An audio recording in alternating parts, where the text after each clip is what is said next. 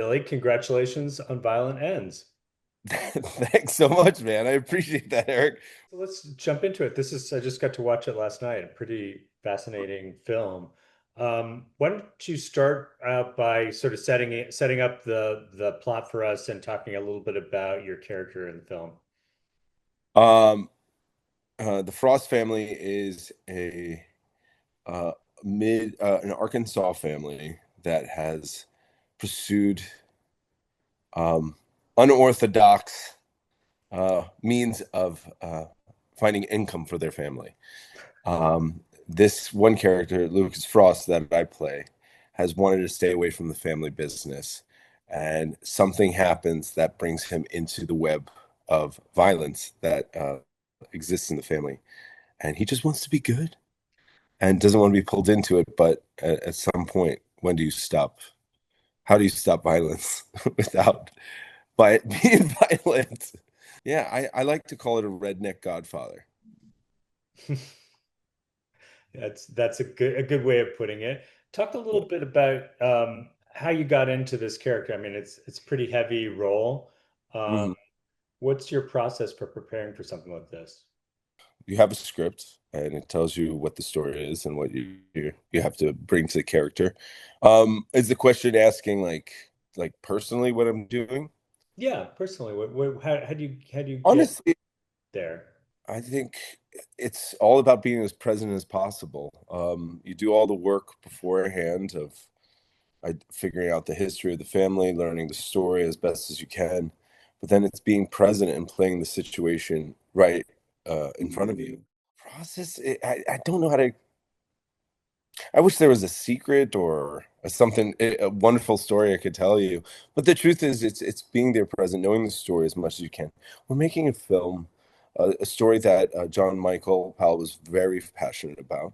Hearing his vision and following that. Like my job as an actor sometimes is to help just tell the story the director wants to say or the screenwriter. So bringing myself as present to it as possible. I don't know if there's a transformation. I don't think we can actually be someone we're not, but we can pull out aspects of ourselves to create a character that the volume's turned up on different aspects or ratios of yourself to Yeah, show up to a character. the film has a definite tone to it. Talk a little bit about John Michael and what the tone he was bringing to the film, and it has a very definite visual look to it. Um, Yeah, but that I think that's him and the DP who was wonderful. We made this film on such a micro budget, and it's a bunch of young artists that were just saying like, let's make something cool that we all like, that we're excited about. I think, a lot of times in the industry, it's become too grandized that we're just putting on a little play, putting on a little movie. Um, and we were like, what are we going to think that's cool? What was cool to us? What's exciting? Um, I think we should remember that. We're just making a redneck Godfather movie. talk a little bit about your experience working with Nick and James Badgedale on the film. Oh, great guys. Yeah. Great guy. I think James Badgedale is a fantastic actor. He's the type of actor you always same with Nick. Nick Stolt, like again, I grew up watching Nick, so it's wild working with him. Yeah, they showed up. Their attitude was fantastic, but you always want to have the dance of having a seat when you have a scene with someone. It's really talking and listening, being present with them, showing up, and um, just they have an idea, which sparks an idea for you, and you keep topping on the sandwich of ideas. Wow, I thought acting is like a sandwich.